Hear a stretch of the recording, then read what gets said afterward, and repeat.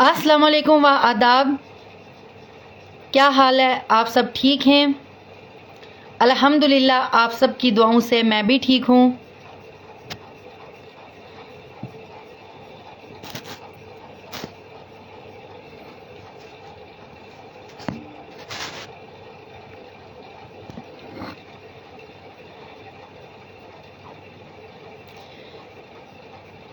जैसे कि आप तमाम हजरात ने सोशल मीडिया पे देखा, जितना भी डिस्ट्रिक्ट डोडा का जो भी एपिसोड है आप हर रोज़ सोशल मीडिया पे देख रहे हैं।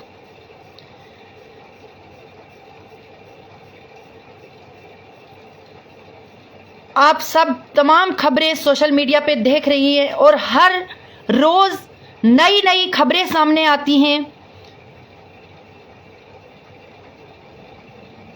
जिसमें परसों मैंने एक सोशल मीडिया पे एक खबर सुनी जिसमें बहुत दुख हुआ मुझे कि महराज साहब के जो फादर हैं उन्होंने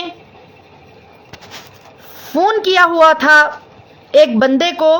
उनकी जो वो बातें हैं, क्योंकि जब बंदा वो कहते हैं कि जिसकी चीज़ जाती है उसका ईमान चला जाता है, लेकिन फिर भी महराज मलिक साहब के फादर ने अपने आप को संभालने की कोशिश की है और अच्छी बातें की हुई हैं। वहाँ पे कोई भी ऐसी खिलाफ वर्जी की बातें नहीं की हैं, लेकिन फिर भी उनकी जो वो कॉल रिकॉर्डिंग है वो सोशल मीडिया पे डाली गई, जिससे सब लोगों को दुख हुआ है। क्योंकि एक बुजुर्ग की कॉल रिकॉर्डिंग ऐसे सोशल मीडिया पे डालना बहुत बड़ा क्राइम है, जो क्राइम उन लोगों ने किया हुआ है। क्योंकि इनकी हम सब, मैं भी कड़े लफ्ज़ों में हम मजम्मत करते हैं, लेकिन मैंने आप सब हजरात से कहा था कि मैं जब नेक्स्ट लाइव में आऊँगी और मैं वो तमाम बातें प्रधानमंत्री जी से, एलजी मनोज सिन्हा जी से अपील करूँगी। क्योंकि जब डिस्ट्रिक्ट डोडा के अंदर जो प्रोटेस्ट हुआ था, उस प्रोटेस्ट में जो मारपीट हुई थी, जिसमें मैं भी थी और मेरे तमाम जितने भी यूथ के बच्चे थे, बुजुर्ग थे, जितनी भी वुमन थी, उन सब पे लाठीचार्ज हुआ है और बहुत सारी मेरी बहनें जो हैं और यूथ है उनको बहुत सारी चोटें आई हुई हैं। मैं यहाँ से एलजी मनोज सिन्हा जी से एक सवाल पूछना चाहूँगी, और मुझे लगता है कि तमाम जितने भी सोशल एक्टिविस्ट मेरे भाई हैं, जितने भी सोशल मीडिया पे काम करते हैं, चाहे मेरी बहनें हों, वो सब इस बात को बखूबी जानते हैं। क्योंकि मैंने और महराज मलिक साहब ने 4 साल डिस्ट्रिक्ट के अंदर काम किया हुआ है, वो एडमिनिस्ट्रेशन भी अच्छी तरह जानती है, जिसके अंदर मैं आप सब हजरात को यह कहना चाहूंगी कि जिस तरह आज एक तबके को लेकर टारगेट किया जा रहा है, जिसमें हमारे महराज साहब पे प्यासे लगाया, मुझ पे 3 FIR एक दिन में लगाई, मेरे भाइयों पे, मेरी बहनों पे, कुछ ठाठरी की बहनें हैं उन पे एक दिन में 3 FIR लगाई गई हैं। मेरे जितने भी बच्चे हैं उनमें कुछ स्कूल के बच्चे भी हैं जिन पे FIR लगाई गई है। मैं यहां से एलजी मनोज सिन्हा जी से ये सवाल पूछना चाहूंगी कि जब महराज मलिक साहब DDC मेंबर थे और मैं BDC चेयरपर्सन थी, हमने एडमिनिस्ट्रेशन के साथ काम किया, उसमें विशेषपाल महाजन सर जी डिप्टी कमिश्नर थे, उसके बाद विकास शर्मा साहब जो डिप्टी कमिश्नर थे, उसके बाद डॉक्टर सागर साहब जो डिप्टी कमिश्नर साहब थे, उसके साथ एडिशनल भर्थी सर थे, एडिशनल DC जो है वो प्रॉन सिंह सर थे, जिसमें ACD फुलेल सिंह सर भी थे। और मैं ये सवाल एलजी मनोज सिन्हा जी से पूछना चाहूंगी कि डिस्ट्रिक्ट डोडा के अंदर अगर महराज साहब या मैं, हम काम करते थे, लेकिन जो डिप्टी कमिश्नर सर थे वो भी हिंदू बरादरी से थे, जिनके नाम मैंने अभी बताए, लेकिन क्यों उन्होंने किसी तबके को लेके FIR नहीं की? जैसे साफ साफ दिख रहा है जब एफआईआर लिस्ट आप देखेंगे, जिस लिस्ट में एक तबके को टारगेट किया गया है। जब महराज साहब पे एफआईआर हुई उस पे प्यासे लगा, उसके बाद जो 10 तारीख को तमाम मेरे भाइयों और मेरी बहनों पे, जिसमें मैं भी नंबर 1 पे, मेरे पे भी एफआईआर हुई है, उसमें मैं ये पूछना चाहती हूं एलजी मनोज सिन्हा जी से कि तब अगर काम करते थे हम डिस्ट्रिक्ट एडमिनिस्ट्रेशन के साथ, तब मेरी और महराज साहब की सोच अगर थी वो सेकुलर थी, लेकिन आज हमारी सोच कैसे कॉम्युनल हो सकती है? मैं ये सवाल पूछना चाहूंगी, क्योंकि जिन डिप्टी कमिश्नर्स का मैंने नाम लिया है, जिसमें विशेष पाल महाजन सर थे, विकास शर्मा साहब थे, डॉक्टर सागर साहब थे, प्रोन सिंह सर थे, भर्ती सर थे, फुलेल सिंह सर थे, इनका नाम अगर मैं लूं, जब महराज साहब इनसे सवाल पूछता था, एज ए कौंसल में महराज साहब के साथ 4 साल हमने काम किया है डिस्ट्रिक्ट एडमिनिस्ट्रेशन के अंदर बैठ के। वहां जब कौंसल में डिस्कशन होती थी, वहां पे बातचीत होती थी, महराज साहब गुस्सा तब भी करते थे। और ये नहीं है कि उसकी फितरत में है गुस्सा, ऐसा नहीं है, क्योंकि जो सोशल मीडिया पे देखते हैं उन्होंने महराज मलिक साहब को दूर से देखा है, लेकिन हमने महराज साहब को आमने सामने फेस टू फेस बात करते देखा है। महराज साहब अपने गरीब की दर्द लेके जब ऑफिस के अंदर दाखिल होता था, लेकिन वहां पे अगर डिप्टी कमिश्नर की गलती होती थी, एसीडी सर की गलती होती थी, या निचली सतह के ऑफिसर की गलती होती थी, तो वो गुस्सा हो जाते थे, मैं भी गुस्सा हो जाती थी, अदर्स जितने डीडीसी बीडीसी हैं वो भी गुस्सा हो जाते थे। लेकिन वहां पे मतलब इतना हम खुशी का माहौल देखते थे, क्योंकि वहां पे जितने भी डिप्टी कमिश्नरों का मैंने नाम लिया है वो पर्सनली उन बातों को नहीं लेते थे, ना ही उन्होंने कभी महराज साहब की जो बातें थी या हमारी बातें थी, उन्होंने कभी ये नहीं सोचा कि हम जात अपनी पे ये बात लें। मैं आप सब समझ चुके होंगे कि मैं कहना क्या चाहती हूं। जो आज हमारे डिस्ट्रिक्ट डोडा के अंदर जो माहौल खराब हो रहा है, जो बच्चे सड़कों पे उतरे हैं, इसकी जो वजह है, इसकी तह तक जाने की जरूरत है। वो मैं एलजी मनोज सिन्हा जी से गुजारिश करना चाहूंगी कि जो आज डिस्ट्रिक्ट डोडा के अंदर जो हालात खराब हो रहे हैं, बच्चे सड़कों पे आ गए हैं, क्यों महराज साहब जब डीडीसी थे 4 साल उन्होंने एडमिनिस्ट्रेशन के साथ काम किया, अगर उस दौरान के जो डिप्टी कमिश्नर थे, क्यों उन्होंने ऐसा मौका नहीं दिया कि उन्होंने क्यों किसी की जात पे सवाल नहीं खड़ा किया, क्यों उन्होंने नाम को देख के कभी काम नहीं किया, उन्होंने हिंदू मुस्लिम सिख ईसाई सबको इक्वल रखा, सबका बराबर से काम किया। लेकिन आज जो हमारे डिस्ट्रिक्ट डोडा के अंदर जो ये तबाही की तरफ, जो ये एक हंगामे की रुख का जो एडमिनिस्ट्रेशन ने ये शक्ल दी है ना, ये सवाल मैं यहां से और अपील भी करना चाहूंगी एलजी मनोज सिन्हा जी से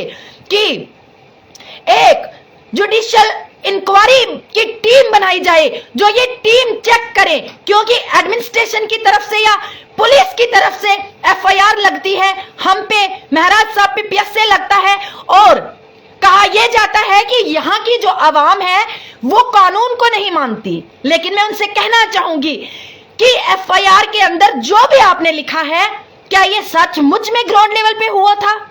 क्या सचमुच में मेरे यूथ ने आप पे इतना कुछ किया है जो आपने लिखा हुआ है? क्या सचमुच में जो आपने पीएसए महराज मलिक साहब पे लगाया है, क्या सच में उसने क्राइम किया है? मैं कहना चाहूंगी कि महराज मलिक साहब अदालत में उनकी फाइल पेश हो गई है, इंशाअल्लाह रहमान उनको जल्द से जल्द वो रिहा हो जाएंगे। और हम आइन पे भरोसा करते हैं, अपने हिंदुस्तान में हम आजाद मुल्क में रहते हैं। मैं यहां से पुलिस को भी कहना चाहती हूं कि आपने हमारे साथ जो भी किया वो आपको भी पता है, और लोग भी इस बारे में अच्छी तरह जानते हैं। खास करके जो सोशल एक्टिविस्ट मेरे भाई हैं, जितने भी हैं डिस्ट्रिक्ट डोडा में, वो सब जानते हैं।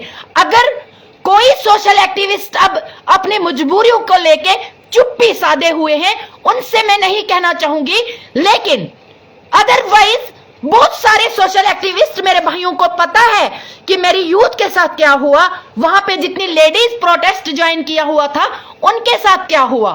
जब हमने कहरा क्रॉस किया, कहरा में जो भी हुआ कहरा की पब्लिक जानती है। उसके बाद जब हम नदी के अंदर हम पहुंचे, वहां पे मेरे भाइयों को मारा गया और इस बेदर्दी से मारा गया कि अगर उस वक्त मेरी यूथ को हॉस्पिटल के अंदर ले जाते, सब एडमिट होने थे, क्योंकि ऐसी हालात पुलिस वालों ने बनाई थी वहां पे। और मुझे एक रिप्रेजेंटेटिव को भी उन्होंने नहीं बख्शा। यहां से एक पुलिस वाले ने पकड़ा मुझे और इतने जोर से डंडे से मारा। और मैं यहां से कहना चाहूंगी कि बेटी बचाओ बेटी पढ़ाओ का नारा जो है वो भी इन्होंने कदमों में रोंद दिया जब एक बेटी पे उन्होंने हाथ उठाया। उसके बाद जब शिवा पुल पे जो हुआ है वो तो सोशल मीडिया पे सारा कुछ जाहिर है। और जो हालात वहां पे हमारी यूथ की बनाई, जो लेडीज जितनी वहां पे थी उनके साथ जो जो किया, अल्लाह तबारक व तआला इनसे हिसाब लेगा। क्योंकि ये कानून के अगर रखवाले हैं, कानून की आड़ में जो ये आज कर रहे हैं, इंशाल्लाह इनका बदला इन्हीं को जरूर मिलेगा।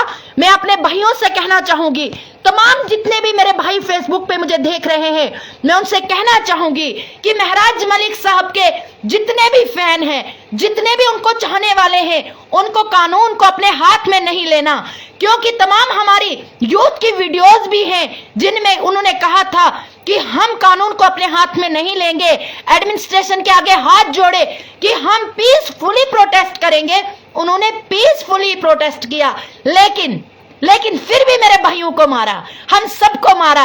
हम ये कहना चाहते हैं कि पुलिस वालों ने तो हमें मारा, लेकिन इसके पीछे कौन है वो आप सब जानते हैं। मरवाया किसने, मरवाया किसने, वो पर्दे के पीछे छुपे हुए हैं। क्योंकि जब वो डरते हैं ना, पब्लिक के जज्बात के को तोड़ना चाहते हैं, इनके हौसलों को पस्त करना चाहते हैं, वो फिर पुलिस को आगे करते हैं। क्योंकि खुद वो सामने नहीं आए, लेकिन उन्होंने पुलिस को ढाल बनाया और पुलिस वालों ने हमें मारा। लेकिन मैं यहां से कहना चाहूंगी कि आपका ज्यादा देर झूठ चलने वाला नहीं है, इंशाल्लाह सच सामने आएगा। क्योंकि अगर हमने कानून को अपने हाथ में लिया, हमने अगर क्राइम किया, सचमुच में हमें जेल होनी चाहिए, मेरी यूथ को जेल होनी चाहिए। लेकिन जो आपने हमारे साथ किया, मेरी यूथ के साथ किया, बुजुर्गों के साथ आपने जो लाठीचार्ज की, उसका गुनाह आपके सर लगता है। और इंशाल्लाह अदालत ये मनवाएगी आप लोगों को। क्योंकि अगर अदालत गरीब के लिए है, अमीर के लिए भी वही है। और इंशाल्लाह वहां पे अल्लाह का जो तराजू है ना, वहां भी इंसाफ तुलता है, वहां आपको पकड़ होगी।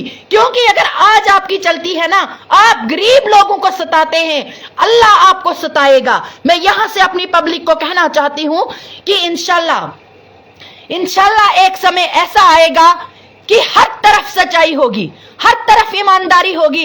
लेकिन मैं यहां से प्रधानमंत्री जी से, एलजी मनोज सिन्हा जी से यह कहना चाहूंगी कि जो ये डिस्ट्रिक्ट डोडा के अंदर पुरअमन आवाम थी, आखिर इसके को जो जज्बा है, इसका जो गुस्सा है, इसकी वजह जानने की कोशिश कीजिए। इसकी सबसे बड़ी वजह जो है, एक बंदे को खुश करने के लिए, वो आप समझ गए हैं कि एक बंदे को खुश करने के लिए 1 लाख आवाम का जज्बा तोड़ा है। और किसने तोड़ा है ये आप भी जानते हैं। 1 लाख आवाम का दिल तोड़ा है एक बंदे को खुश करने के लिए। और मैं ये एलजी मनोज सिन्हा से भी ये सवाल पूछना चाहूंगी कि ये कैसा कानून है कि एक बंदे को खुश करने के लिए हजारों माओं के बच्चों को मारा, हजारों माओं की बेटियों को मारा आपके कानून ने, आपके कानून के रखवालों ने इंजर्ड कर दिया, हॉस्पिटल एडमिट हो गए, ऊपर से उन पे एफआईआर लगाई गई, उसके बाद उनको जेल भेजा गया। वाह, हमारे हिंदुस्तान का ये कानून मैंने फर्स्ट टाइम देखा है। क्योंकि महाराज साहब पहले डीडीसी रहे, 4 साल काम किया, उसके बाद वो अल्लाह के फजल से एमएलए बन गए, आने वाले समय में वो सीएम होंगे इंशाल्लाह। लेकिन जो ये कानून लागू किया, ये बड़े सोचने की बात है कि आखिर हमारे डिस्ट्रिक्ट डोडा में ये हो क्या रहा है। मैं एलजी साहब से ये गुजारिश करना चाहूंगी कि एक टीम बनाइए और जो चेक करे, जो इंक्वायरी करे कि आखिर 1 लाख आवाम झूठ बोल रही है या फिर दूसरी तरफ एडमिनिस्ट्रेशन झूठ बोल रही है, क्योंकि इसकी तह तक जाने की जरूरत है। क्योंकि जो सवाल अगर हम किसी एडमिनिस्ट्रेशन से पूछते हैं, चाहे उसमें डीसी आए, चाहे उसमें एसीडी आए, एडिशनल डीसी आए, जो भी डिपार्टमेंट का बंदा आए, अगर हम सवाल उनसे पूछते हैं तो वो सवाल कोई मुल्क से सवाल नहीं है, वो हिंदुस्तान से सवाल नहीं है, वो एडमिनिस्ट्रेशन से सवाल है। और एडमिनिस्ट्रेशन अगर यह भी जानती है कि ठीक है, एडमिनिस्ट्रेशन जो डीसी लगे, एडिशनल डीसी लगे, एसीडी लगे, जो भी लगे, बीडीओ लगे, अगर उन्हें पता है कि वो भी आवाम की खिदमत करते हैं और जो एमएलए है वो भी आवाम की खिदमत करने के लिए है, तो फिर डिप्टी कमिश्नर या फिर जो पूरा जितना भी इनका अमला है वो एमएलए के साथ तालमेल में क्यों नहीं थे करने के लिए? उन्होंने ऐसा कदम क्यों उठाया? हमारे एमएलए को पैसे क्यों लगाया? आखिर कौन सी ऐसी मजबूरी हमारी एडमिनिस्ट्रेशन की रही होगी कि एक बंदे को खुश करने के लिए हजारों माओं के बच्चों को मारा उन्होंने? और आज भी जिन बच्चों ने स्कूल जाना था, किसी की बाजू टूटी है, किसी की टांग टूटी है, और कानून इतना अच्छा है कि वो डरते हैं हॉस्पिटल में जाने से, क्योंकि अब हमें तो किसी ने ले लिया हॉस्पिटल उस वक्त, वो भी कोई माँ के लाल होंगे जिन्होंने, वो तो समझते थे कि ये मुर्दा है, लेकिन अल्लाह के फजल से मेरी सांसें चल रही थी। और पुलिस वालों से पानी मांगा था वहां पे शिवा पुल पे। एक अच्छी बात मैं आपको ये सुनाना चाहूंगी, और मेरी बहनें सोशल मीडिया पे मुझे सुन रही होगी, मैं उनको भी कहना चाहती हूं कि एक बहुत अच्छी बात मैं इस वक्त आपको कहना चाहूंगी कि जब पुलिस वालों ने हम पे लाठी चार्ज की, जिसमें मेरी बहनें कुछ थी मेरे साथ, जो महराज साहब की पार्टी से भी बिलोंग नहीं करती थी, जब उन्होंने हम पे लाठी चार्ज किया और उन्होंने हमें मारा, तब हमारी हालात बिगड़ गई थी। मतलब हम होश खो बैठे थे वहां पे, क्योंकि उनके पास अपनी सेफ्टी के लिए गाड़ियां थी, हेलमेट था, सारा कुछ था, लेकिन हमारे पास कुछ नहीं था। हमने कुछ भी नहीं किया है, वो अल्लाह की जात जानती है या फिर पुलिस एडमिनिस्ट्रेशन जानती है, हमने वहां पे कुछ नहीं किया। और जब तमाम बहनों को इन्होंने मारा, किसी एक भाई ने कहा था कि सर, किसी पुलिस वाले को कि सर थोड़ा सा पानी दे दीजिए ताकि हम इन बहनों के मुंह पे डाले, हो सके इनको होश आए। वहां पे पुलिस वालों का यह कहना था, गिन आती है ऐसे वर्ड कहने से, उन्होंने कहा इनके मुंह पे पेशाब डालो, इनको होश आएगी। ये हमारे डिस्ट्रिक्ट डोडा में यह कानून लागू हुआ है। मैं तमाम अपने जितने मेरे भाई हैं सोशल मीडिया पे हमें देख रहे हैं, मैं सबसे ये गुजारिश करना चाहूंगी, अल्लाह ताला से दुआ कीजिए, महराज साहब की फाइल जो है वो अदालत में पहुंच गई है, ये इतना जुल्म नहीं रहेगा। अल्लाह की जात पे भरोसा कीजिए, इंशाल्लाह महराज साहब बाहर आएंगे। हम भी अपनी लड़ाई के लिए खड़े हैं, और इंशाल्लाह जब महराज साहब बाहर आएंगे, क्योंकि अभी तो हम उनके लिए लड़ाई लड़ रहे हैं, और इंशाल्लाह जब वो बाहर आएंगे वो तमाम बेरोजगारी के खिलाफ लड़ाई लड़ेंगे। तमाम यूथ जो आज एफआईआर में इन्होंने शामिल की हुई है, तमाम जितनी बहनें हैं जिन पे एफआईआर हुई है, जो भी उनके साथ जुल्म हुआ है, महराज साहब लड़ेंगे। मैं तमाम भाइयों से ये गुजारिश करना चाहूंगी कि हक के साथ खड़े हो जाइए, फिर डरने की कोई बात नहीं, चाहे जेल भी हो जाइए। देखिए, मैं आप सबसे ये कहना चाहूंगी कि तमाम मेरे भाई जितने भी सोशल मीडिया पे काम करते हैं, अगर आप सच की लड़ाई लड़ते लड़ते मर गए ना, या मैं सच की लड़ाई लड़ती लड़ती मर गई, तो तारीख में लिखा जाएगा कि सच की लड़ाई लड़ते लड़ते शहीद हो गए। लेकिन अगर कोई घटिया काम, कोई घिनौना काम करके हम मर गए ना, तो तारीख में लिखा जाएगा कि हराम की मौत मर गए। इसलिए मैं कहना चाहूंगी कि सच्चाई के साथ खड़े हो जाइए, महराज साहब का साथ दीजिए, और इंशाल्लाह आने वाले समय में हम जम्मू कश्मीर को फिर से एक खुशहाल जम्मू कश्मीर देखना चाहते हैं, और सच में ये तरक्की की तरफ जाएगा। सिर्फ देरी इतनी है कि महराज साहब के साथ इंसाफ हो और अल्लाह ताला हम सब के साथ इंसाफ करे। लास्ट में मैं एक शेर कहना चाहूंगी और रुखसत हो जाना चाहूंगी, क्योंकि टाइम भी शायद काफी हो गया है, तो खाना भी खाना है। मैं आप सबको यह कहना चाहूंगी, बदल जाओ वक्त के साथ या फिर वक्त बदलना सीखो। बदल जाओ वक्त के साथ या फिर वक्त बदलना सीखो। मजबूरियों को मत कोसो, हर हाल में चलना सीखो। इरादे जिनके पुख्ता हो, नजर जिनकी खुदा पे हो। इरादे जिनके पुख्ता हो, नजर जिनकी खुदा पे हो। तला तुम खेज मौजों से, वो घबराया नहीं करते। बहुत बहुत शुक्रिया। अल्लाह हाफिज। इंशाल्लाह मिलते हैं नेक्स्ट टाइम। अल्लाह हाफिज।